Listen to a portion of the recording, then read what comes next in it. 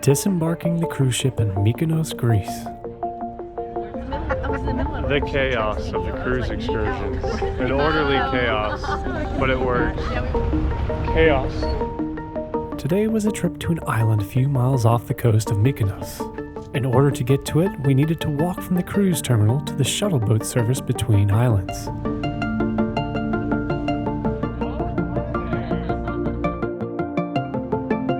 On the boat, we settled in for a 30-minute boat ride to our destination. The views of the Greek islands were relaxing. Our final destination was the ancient ruined city of Delos, Greece. This lies on the eastern side of the mainland Greece and west of Turkey.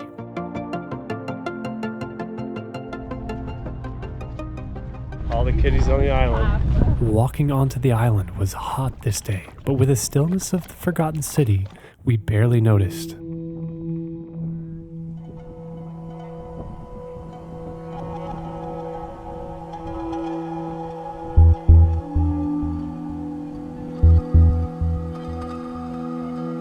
The emptiness and quiet was peaceful but sad. Seeing what once was still processed in our minds. The island's history dates back to around 2500 BC, when it was known to have been first inhabited largely.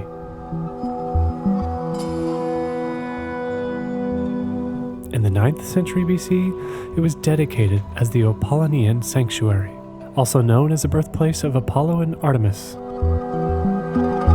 Apollo is a figure in Greek mythology associated with light, music, prophecy, and sun. He was seen and considered as a god of order.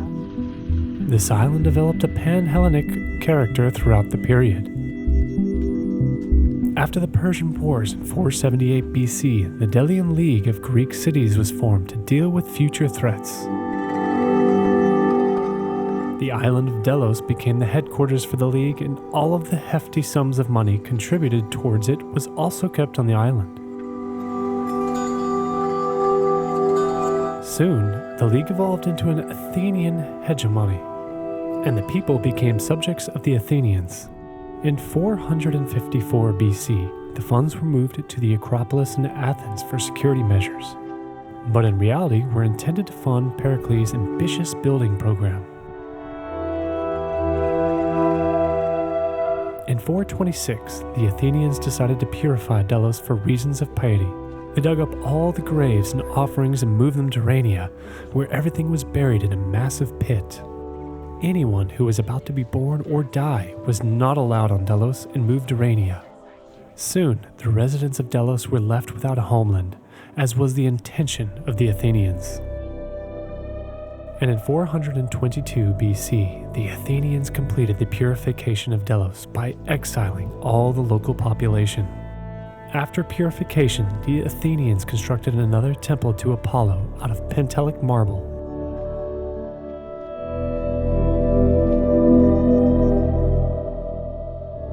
When Alexander the Great passed, 40 years of uncertainty overtook the islands in the Aegean. From 314 to 166 BC, a commonwealth of islands was formed, and Delos took center spotlight for its religious center.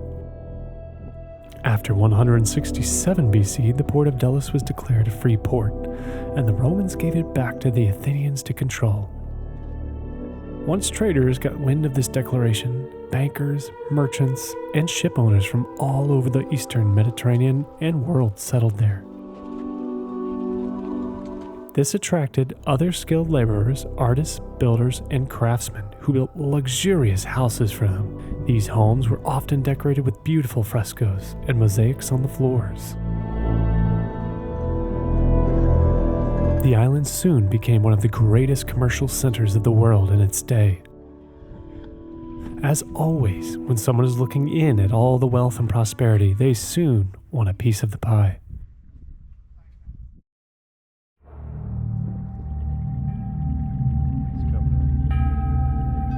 In 88 BC, Mithridates, the king of Pontus, who was at war with the Romans, looted and devastated the island. In 69 BC, an ally of Mithridates, the pirates of Athenodoros, did the same. After the second looting and destruction, the population dwindled, and eventually the island of Delos was abandoned and forgotten.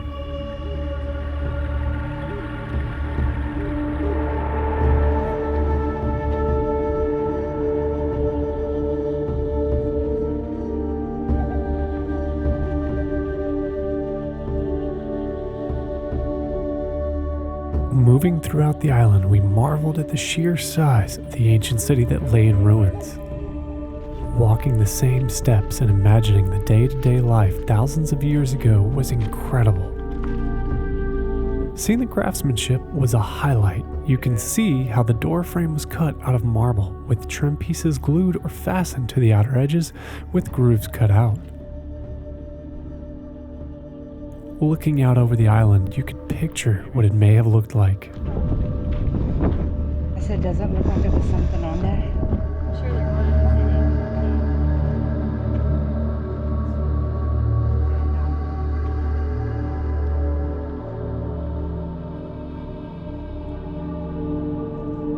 was. Walking around Delos, you will find many different buildings and rooms, with mosaics still showing the beautiful artwork of the artisans and craftsmen.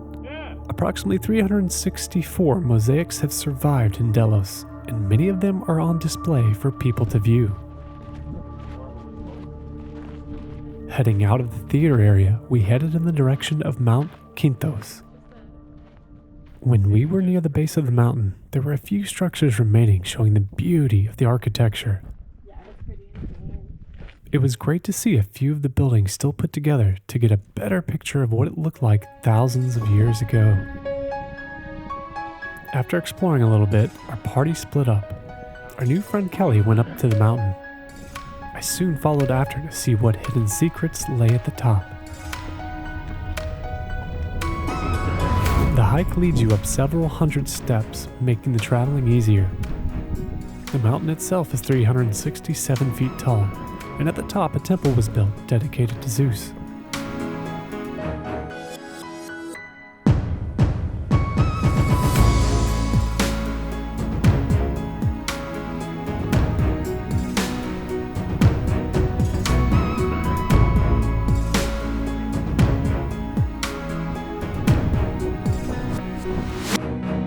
At the top, you can see miles away in all directions.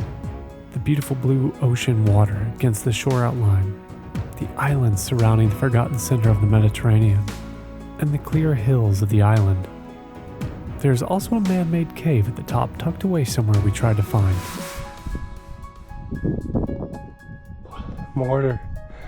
Little rocks in it to make their floor.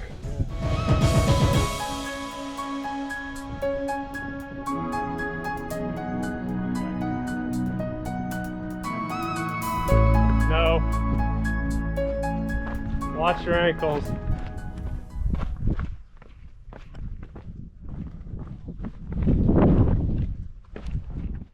All around the island, there are many places to see and explore.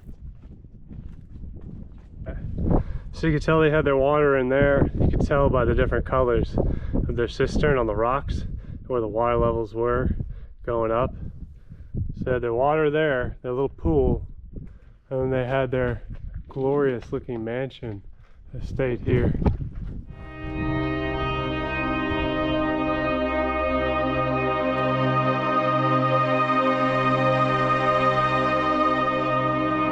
I was amazed to see the insides of the luxury houses and get glimpses of their mosaics and frescoes. It was something to remember.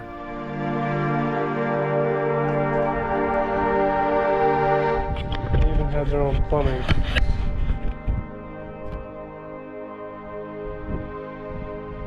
Going in and out. The impact of this ancient city left a mark on all of us that walked the stone-covered streets.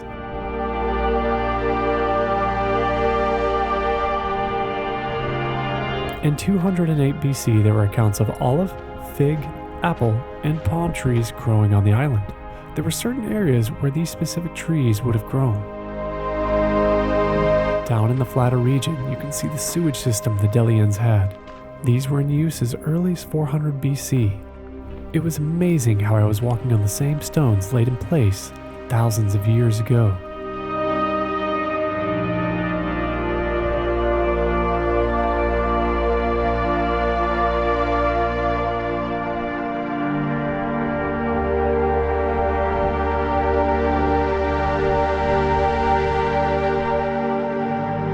All around, the island kept revealing its secrets and showing its forgotten beauty.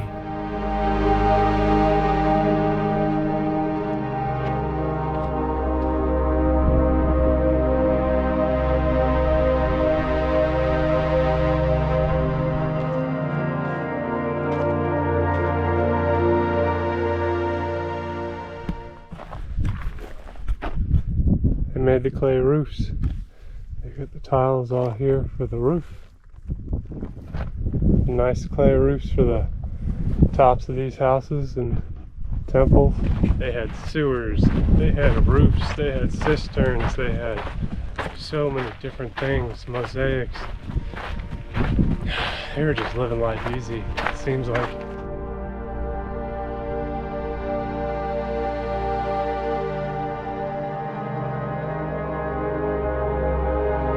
On the island, there are also lots of wild cats, so if you plan to go, be prepared for them to be everywhere.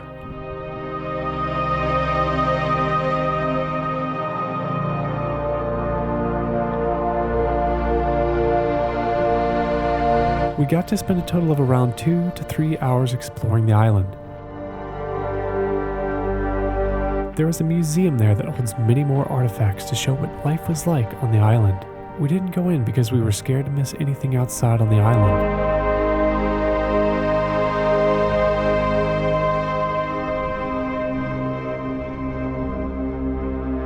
Soon we departed and took the ferry back to Mykonos. Thanks for watching. Give me a thumbs up below and subscribe if you're not already.